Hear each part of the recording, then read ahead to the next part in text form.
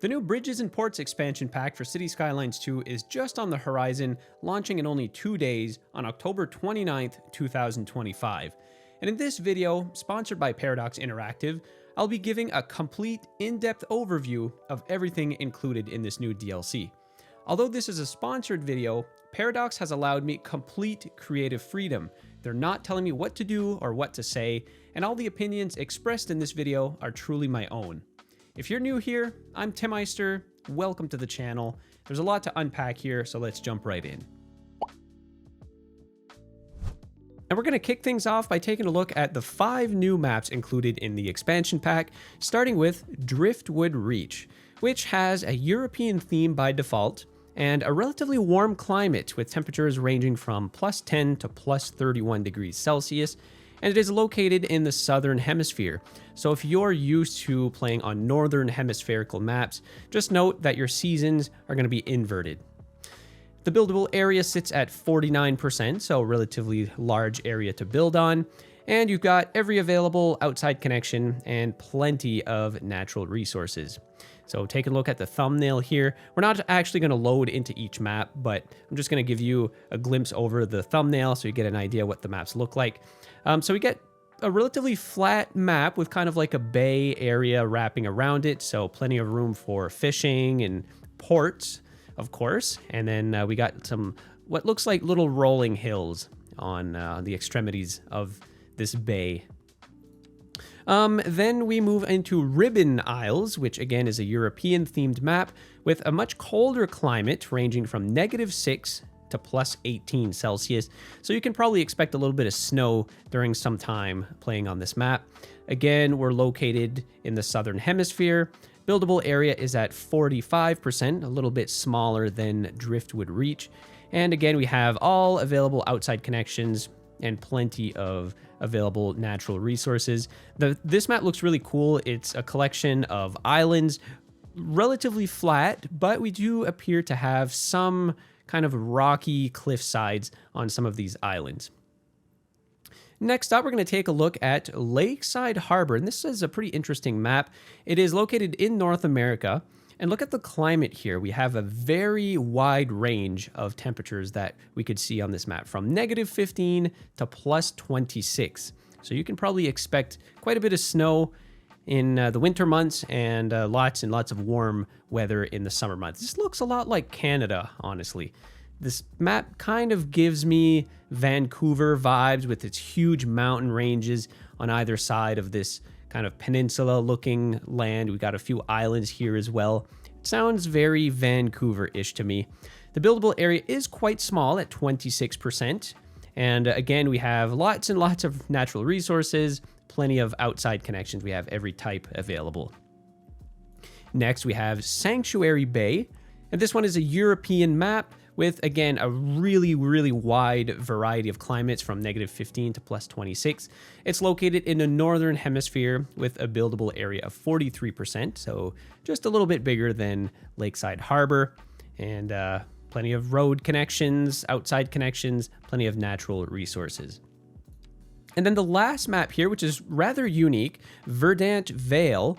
It's located in North America. Very warm climate, but it's very wet, as suggested by this little icon here. It looks like it's going to be raining quite a bit on this map, as the thumbnail kind of implies. It looks very marshy, very swampy. This looks like it could maybe sit in like Louisiana or maybe Florida, that kind of map. It is quite large in terms of buildable area at 63%. And again, plenty of natural resources, every available outside connection. So those are the 5 new maps included in this DLC.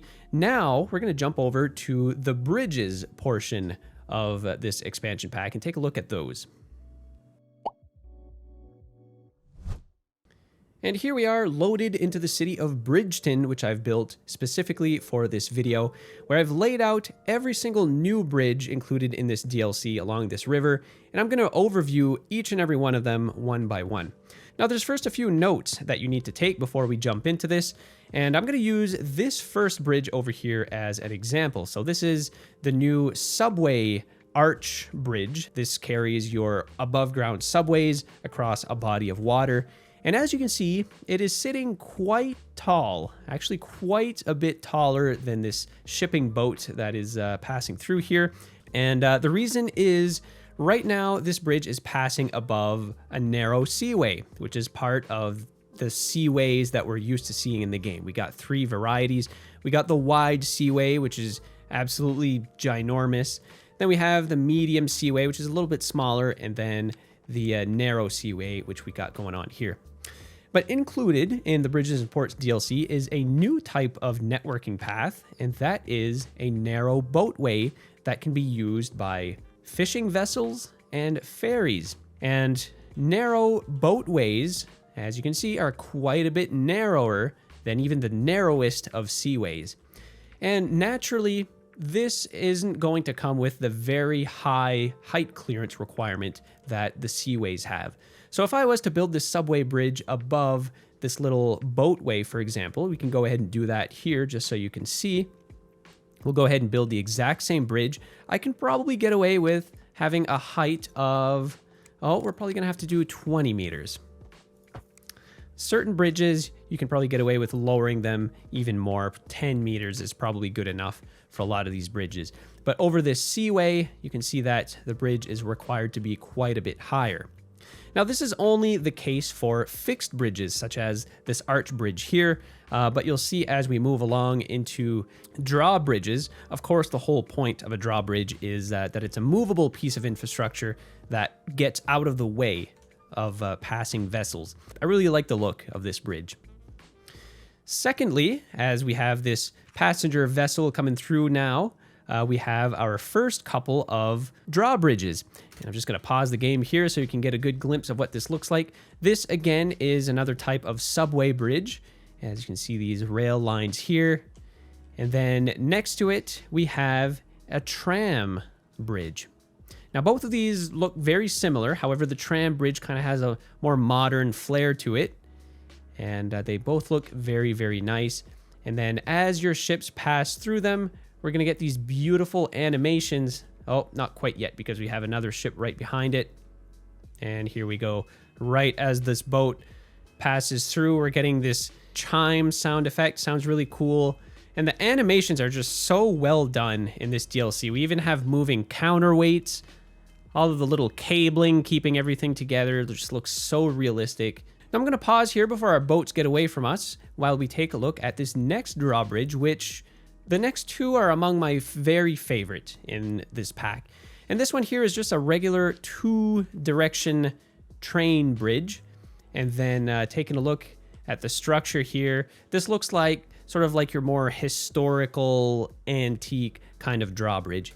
And as I hit play here, as we watch the bridge lower back into position, we can see the massive counterweights that are being pulled up in the sky. And then we even have these pulleys here that are spinning. Very, very nicely done animation. Same thing over here on this rail bridge, which is exactly identical as the previous one, except this is for a 1-lane train track. Both of these bridges would pass very nicely in kind of like an old, American style city. Now let's move on to the next couple of bridges. We have our small 2-lane road bridges. We have one drawbridge and then we have one fixed suspension bridge. So let's take a look at the drawbridge here. And this is kind of like a split drawbridge. It's a little bit more modern than the previous two. And one of my favorite things about these bridges, a lot of these drawbridges, they have this sort of air horn sound effect as the boats pass through and as these platforms are lowered back into place. So I don't know, I just find it's such a satisfying sound. Now I'm going to pause the game again real quick here as we take a look at our first suspension bridge. This is a really cool looking bridge. It looks kind of like a historic suspension bridge. And one of my favorite things about a lot of these bridges included in this pack is if you look closely, you'll notice that there's sort of like a little bump on the bridge. We have a nice curvature of the deck of the bridge, and that's realistic, first of all, of a lot of suspension bridges, and it looks so cool. It's so satisfying. Now this would be a good option again if you're building any kind of historical city. Probably a lot of European style cities would have these kinds of bridges going along their rivers. Now, I should also mention that most of the bridges in this pack, I've elongated them to their maximum length before they split into 2 segments. So as you can see, this is quite a short suspension bridge in comparison to the big ones that we have a little bit later in this video. Now let's move on to the next batch of bridges, which are pedestrian bridges. We get 3 new pedestrian bridges, we get 2 drawbridges, and then we get 1 fixed covered bridge. So let's cover this simple covered bridge first. This one, of course, you're going to have to mind the clearance under it. But like I said, if only ferries and fishing vessels are going to be passing under this bridge, you don't have to have it super duper high up. But it's quite a wide path, and it is covered, which is nice.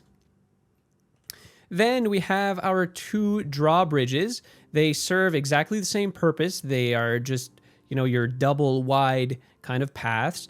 And they just come in 2 different styles. So we have a cable-stayed bridge right here, which operates with a series of cables kind of keeping everything together, versus this bascule-style bridge, which instead of having a series of cables connected everywhere, we have a giant counterweight that helps raise and lower the bridge. And now we're going to get into our medium and large scale bridges. This is our first 4-lane bridge, and it is a steel archway style. And it looks kind of historic, probably a typical bridge that would have been built maybe in the early 20th century along a pretty wide river. And this is more of a short bridge. As you can see, I've stretched this as long as it'll go before splitting into 2 segments. And it does a nice job of connecting 2 land masses together. Now, the only thing about this bridge that I wish there's not that nice curve that we saw with the suspension bridge. A lot of other bridges in this pack have that feature, but not this one. The deck is just perfectly flat, which, isn't always a bad thing. In certain scenarios, this is totally normal. Now, let's get into our next batch of bridges. We got some beautiful cable-stayed bridges, starting with this one here, which is a double-decker bridge, our first double-decker bridge that we're covering. So we got a 4-lane road on the bottom and then a 2-lane road on the top. So very, very interesting design. Looks super modern and is a really nice looking bridge. Now the next 2 are exactly identical, except the lane configurations change between the 2 of them. So we have a 4-lane road going along this one, and then we have a 4-lane one-way going along this one here. But other than that, they are completely identical, and they look super modern, super sleek.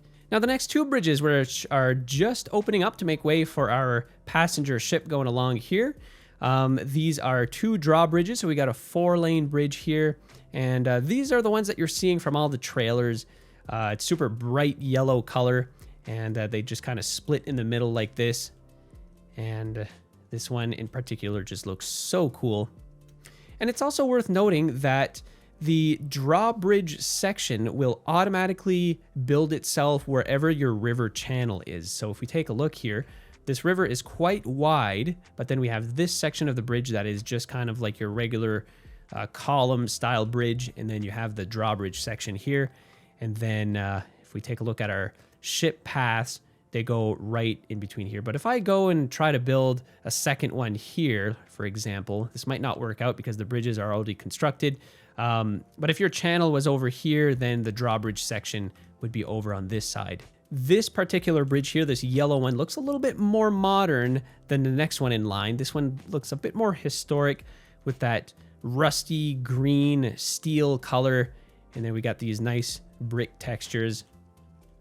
Really, really cool looking. And what I particularly like about these bridges, both of these drawbridges, is we have these little gates here that automatically lower down to prevent traffic from ramping off the edge of this ramp here. Now moving on to the big boys now. These are 2 massive suspension bridge. These have been stretched out to their max length, and this is what they look like. So both of these yellow bridges are exactly identical. However, this bridge has 6 lanes going in either direction, so 3 per direction. And then the next one is a 6-lane one-way street. So if you're building, maybe a large highway going into your city, either of these would be a good option. It's just if you want to have bi-directional bridges, you'd have to build 2 of these one-way styles. With 6 lanes of traffic, should have plenty of capacity. And these bridges, just like some of the other suspension bridges, have that beautiful hump going down the middle, that beautiful curve. The next one here is our final drawbridge, and this one, again, is a double-decker. We've got rail going on the bottom here, and then we've got a 4-lane highway going up top. And rather than having these little train-style gates, we have just a regular stoplight preventing traffic from going ahead. And the way this one works is this entire middle section goes up. And this looks like a very modern, very sleek design. And it just looks so cool. And then the final bridge. We again have a double-decker bridge, kind of on the shorter end. This is the max length of this particular suspension bridge, but the unique aspect of it is that it's a double-decker. We have 3-lane bi-directional highways going above each other like that. And again, we have that nice curvature. Looking very, very cool. Looks more of like a modern looking bridge. But it's a very cool addition. Now, I was curious a little earlier on, and I was trying to see what would happen if I had 2 segments of this suspension bridge going, if it would produce 1 large curvature or 2 humps. And as you can see here, it creates 2 separate humps in between of these 2 spans. But if we zoom in here, it's not just like a really sharp bump. Instead, we have a nice smooth transition between these 2 segments of bridges. So looking very cool. And that is pretty much it for the bridges included in this pack, as we see a traffic jam of boats coming into port. So with that, we're now going to head into the next segment of this video, which is the ports segment. And now we're loaded up into the beautifully crafted city of Moku Akau by the talented Teddy Radko. Now, Teddy has graciously let me use his map for this showcase, and what I've done is I've modified his map, which used to contain an old classic default port in this area. So I've removed that and I've completely replaced it by this new fancy port. And if you've watched any of the gameplay trailers or any of the feature highlights, you'll know that ports are no longer one singular piece of infrastructure. They can now be built into fully customizable and unique ports using various puzzle pieces. And we're going to go over each and every one of them right now. And the first thing that you need to do when building a new custom port is you need to build a port entrance, which mine is located right here. It's a medium entrance. Now, to find your port assets, they are hiding in the transportation menu under the water tab, and you'll see that we have a whole bunch of new stuff indicated by these little icons here, which represents everything in the new DLC. So now we got these 3 buildings here, and these are your port entrances. This is the first building you need to plop down to get started on your new port. We have a small port, medium port, large port. And what I've done over here is I've actually plopped each one of these entrances so you can get a good glimpse of how they look like. And they serve the exact same function. The only difference between all 3 of them is the amount of traffic volume that they will let through. So here is the small entrance. We just have 1 lane out, 1 lane in, and it's quite tiny. But, you know, in certain circumstances, this is probably all that you're going to be able to fit if you're dealing with tight constraints.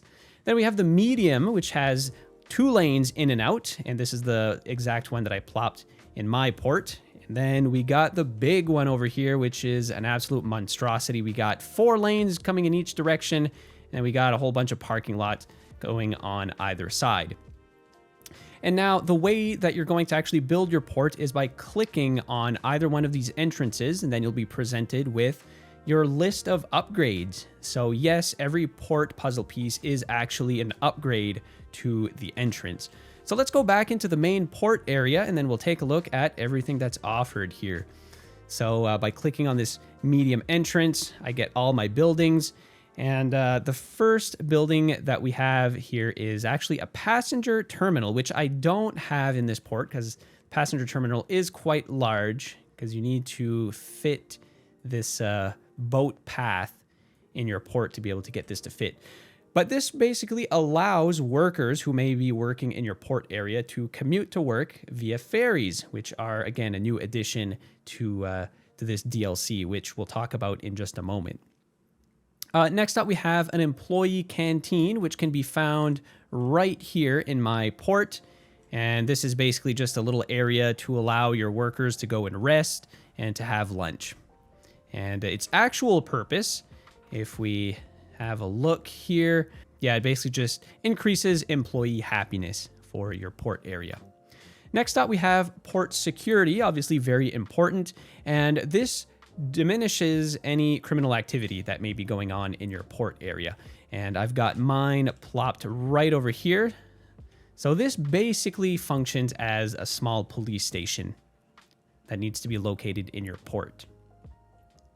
And then next up, we have our emergency response building. So this would serve as a sort of emergency center / fire station. So it's kind of a 2-in-1. And this is what it looks like here. So they're all very small in size, all of these buildings. So you should be able to fit them pretty well anywhere in your port.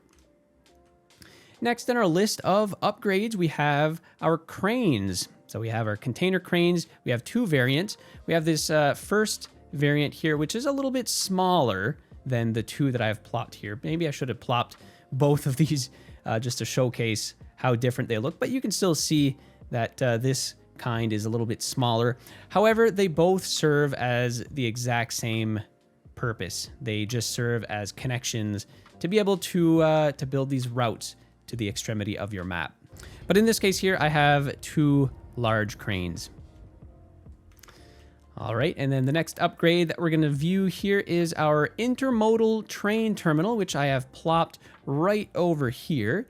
And this is what is going to allow your port to be connected up to your rail network. So if you have cargo trains coming in and out of your city, they can actually bring cargo directly into your port to be then shipped off by boat. Then after that, next up, we have our various cargo container yards. We have 3 variants. We have small, medium, and large. All of these will determine how much cargo your port can store. And all of this, by the way, can be viewed by clicking on your port entrance, and then you can view how much material you have in your port. You can view your total storage. You can view how many employees your port employs and your efficiency rating. All of the usual statistics that can be found on any upgradable building.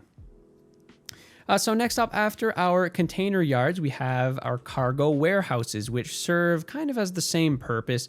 Again, we have small, medium, and large buildings. This is, I believe, a medium, and then a small building, which I don't have here to show you as an example, but it's essentially the same building, just about 2/3 of the size of the medium. And then I've got a large container warehouse over here. And then by clicking on each individual upgrade, you can kind of see a few little stats about that individual building. But to get the full picture, you got to click on your main entrance. Next up, we have our liquid containers. So these are not necessarily for storing fuel, although very likely they will be storing fuel. We have 3 kinds here. So we have a small, medium, and large tank farm. Then we have our last storage type, which is going to be used for storing ore. And I have 2 of them over here. So I have a small ore storage yard, and then I have a medium one here. The large one is quite massive, so you're going to need a large port to be able to fit this bad boy. Right now they are empty, but when they are full, you can actually see a big pile of ore. Oh, and here is our ore storage. Looks very nice. It looks like it's using the exact same textures as in a landfill, which is not unrealistic, I suppose. You know, garbage is exported by boat a lot of the times, but here they are. And that is pretty well it for the port area. Down here, you can see that we have some seaways, and these are exactly identical to the classic seaways that could be built before. So we have a narrow, medium, and wide seaways. And then we have both our passenger ship line tool and cargo ship line tool, exactly as it is directly in your transportation menu. And then on top of that, we have a whole bunch of port roads as well as a port quay. So this type of road you can actually build directly along your shoreline, and then it'll automatically build this kind of quay texture along the water. And that is pretty well it for the upgrades, but it doesn't stop there. If I go back into my transportation menu, you can see that we have access to the exact same road puzzle pieces and the keys inside of our water menu. Now, this is kind of a funny addition, but if you actually go under your road tab, we can see that we have 3 additional buildings from the Bridges and Ports DLC that act exactly as storage yards.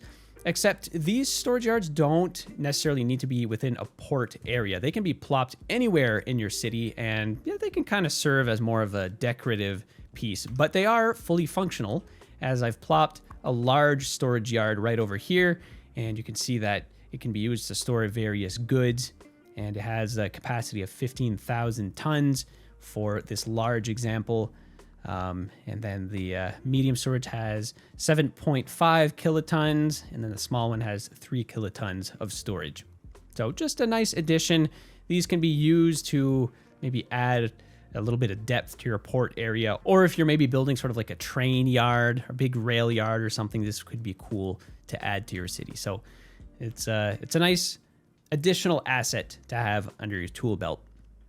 And here I have a small storage yard just to show you. The medium is kind of in between both of these.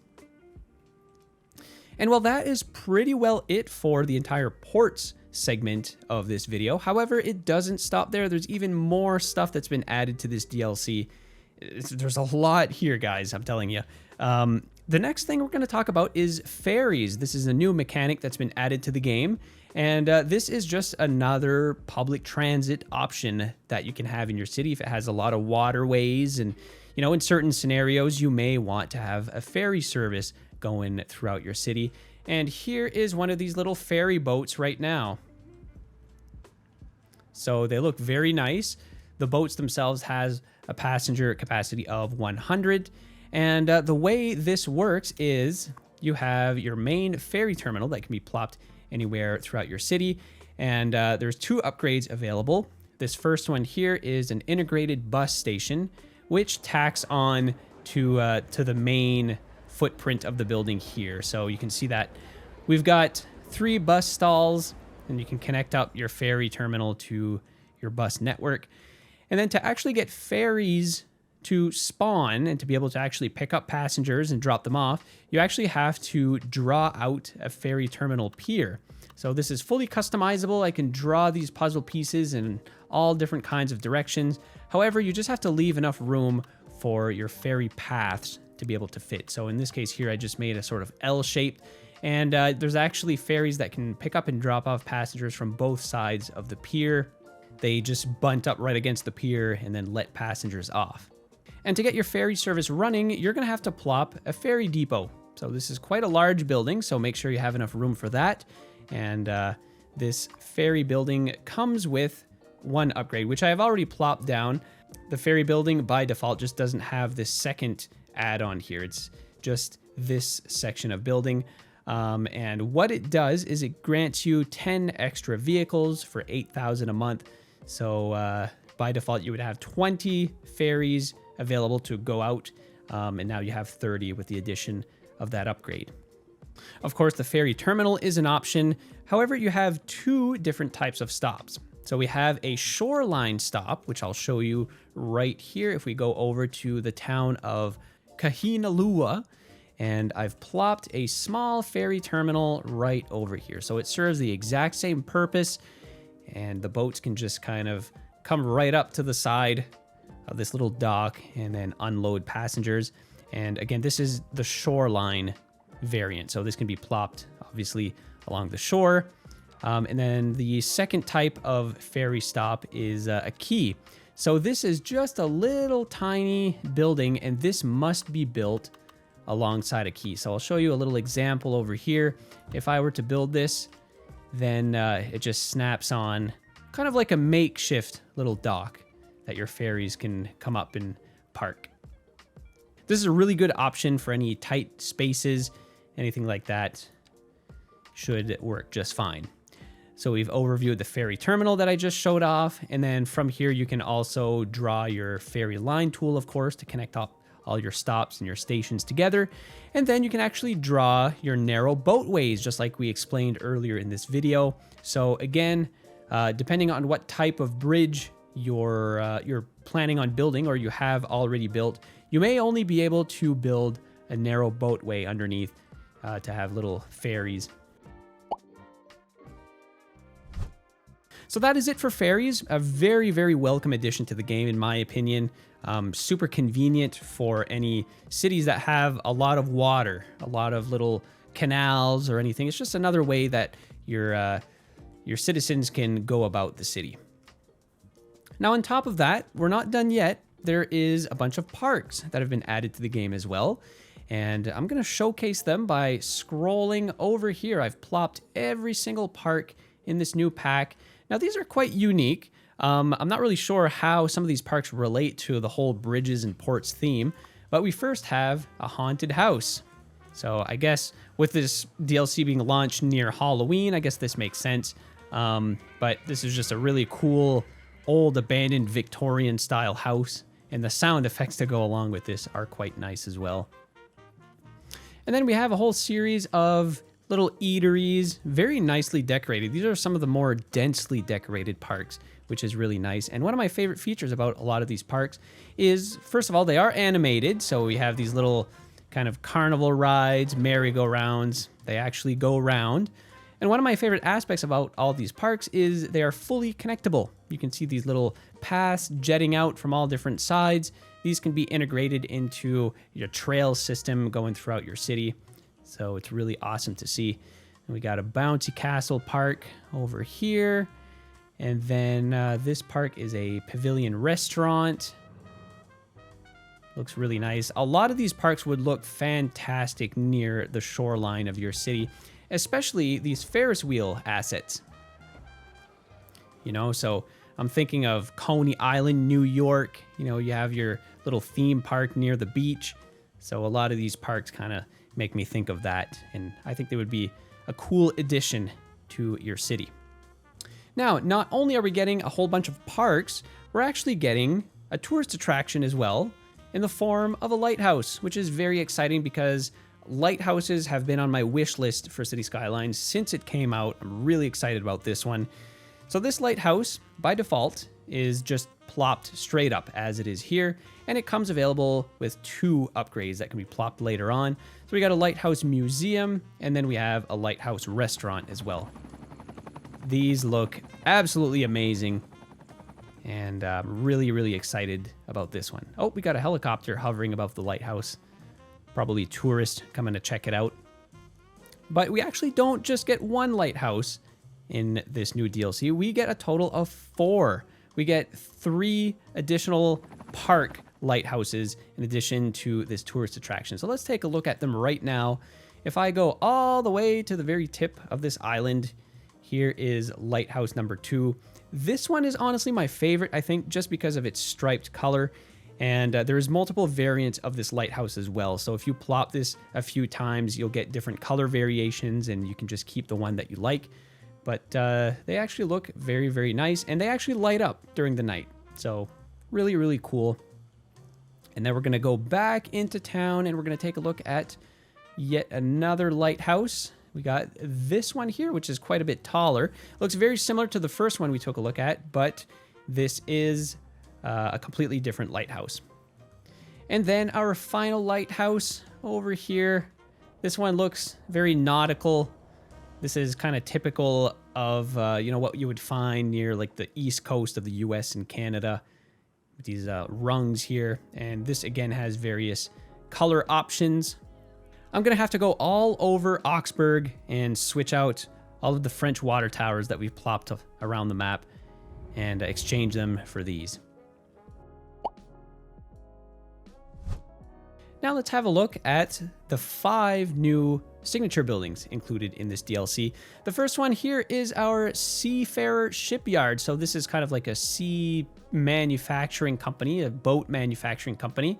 There's no upgrades available for this building, but it does come with some pretty sweet perks, as are listed right here. employs 19 people. And essentially this building consumes various materials to produce vehicles. And by vehicles, that would obviously mean boats. And we can see here the materials that it requires, so plastics and metals. So you can get your whole production chain going to get this building operational. This is a industrial building, as you can see the little icon up here. The second is the Fish and Chippery Seafood Factory. So a seafood factory essentially.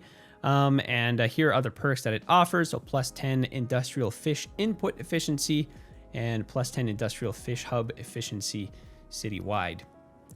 And then essentially what we're doing here is we're gathering up fish and producing food.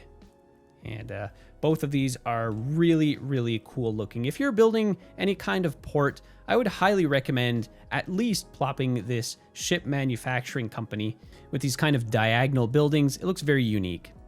We then have 3 commercial signature buildings, starting with Bait and Bistro. This is a little restaurant that you would typically find near a beach or any kind of shoreline. We got this beautiful patio up top here. And this building provides employment for just under 80 employees and provides these benefits up here. So another really nice asset. We're then going to go into downtown and take a look at the next signature building. And this is a really cool one.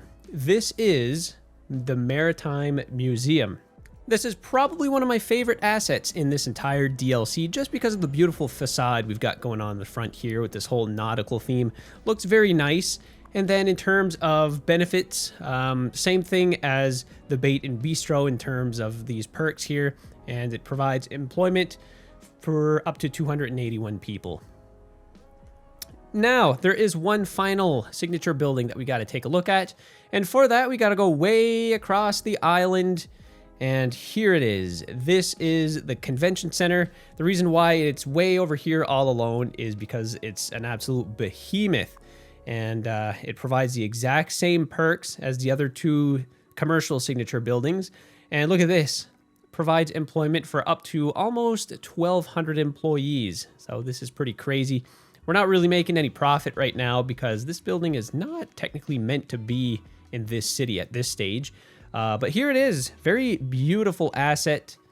And, you know, it kind of looks has a very strong presence. It looks kind of like a big government building or something. And it surely will stand out in any city that you plop it in. So another pretty cool addition to your city. And I nearly forgot, there's actually one more commercial signature building, and that is the Villa Marais, which is in the European menu. So make sure you enable that to see this building because it is definitely an asset not to skip out on. It has this very Mediterranean look to it, very European, and it offers the same benefits as all the others. And it employs 86 people, or up to 86 people. And it is basically a motel that also appears to serve food because we have processed food goods available for purchase here. So another really, really great asset. And then we have these beautiful gardens in the back with some seating areas. Very nice touch. Not really related to any signature buildings, but we actually have a new zone type as well, which is worth mentioning. We got one new commercial zone. It's sort of a low density waterfront business type zone. And here are a few examples right here, right by the shoreline. All of the commercial assets look very similar to this style. So they're kind of like these one-story little boutique shops that you can often find in places like Old Orchard Beach, for example. These kind of touristy little shops. So I've got a couple of examples over here. These ones as well in a slightly different style. And then we've got these little shops here. So overall, really cool looking commercial assets. So if you're building sort of like a beachy themed touristy town, these are pretty good buildings to go with. And then of course we have one of our parks here in the back. Looks very nice. And over here we also have some European commercial style buildings. So they look a little bit different. They have these orange Mediterranean style roofs. They look very nice. And then I plopped just a couple more over here. We have some different variations. They look pretty nice.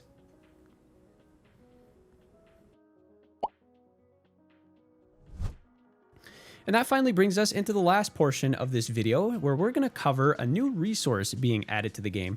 And I swear, guys, this is the last thing we're going to cover. That's it. That's all that this DLC includes. It's absolutely massive, but all of these additions are really exciting, in my opinion.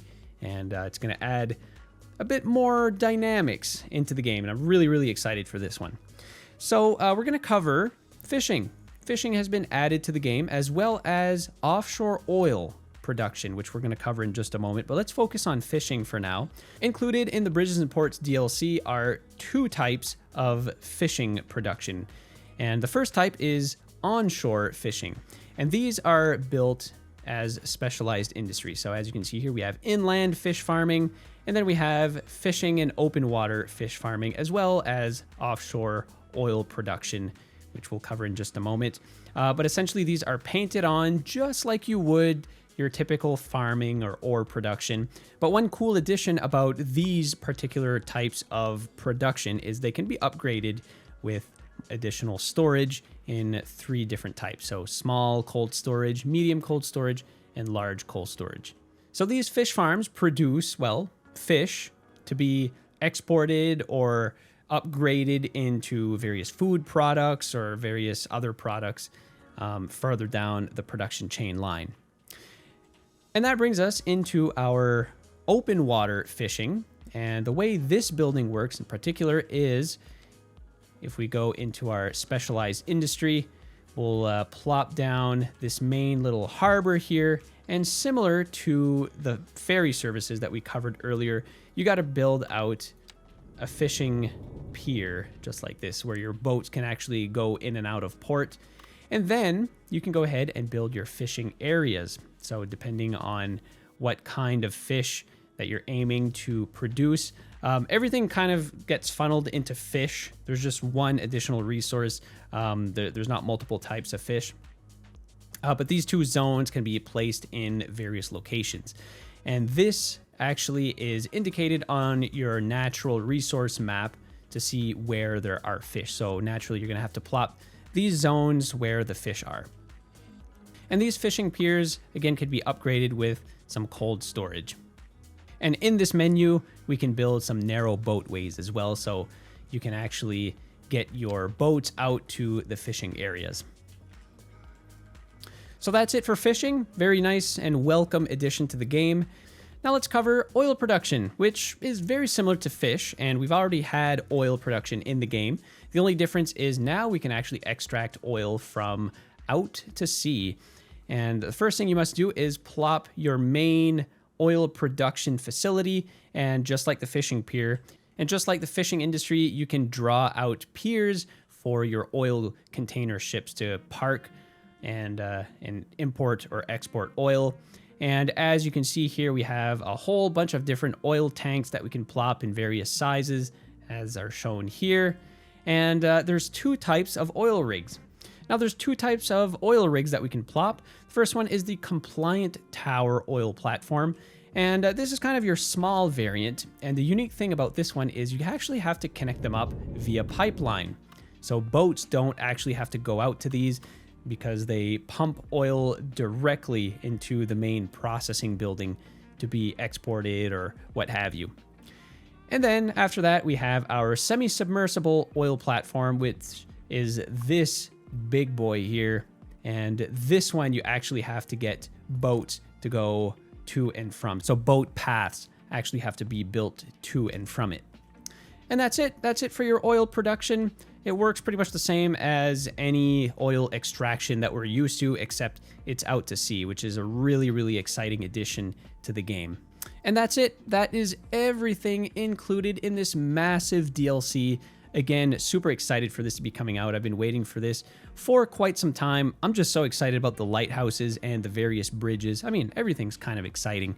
And that's it. That is everything included in the new Bridges and Ports DLC, which again launches in 2 days on October 29th, 2025. I hope you found this video informative and entertaining. And if you did, don't forget to drop a like, leave a comment, let me know what you think. And don't forget to subscribe to the channel if you enjoy my content overall. And if you're interested in supporting the channel even further, consider becoming a YouTube member or a patron, and you'll get early access to all my videos. Thanks again to Paradox for sponsoring this video, and with that, I will catch you in the next one. Take care, guys.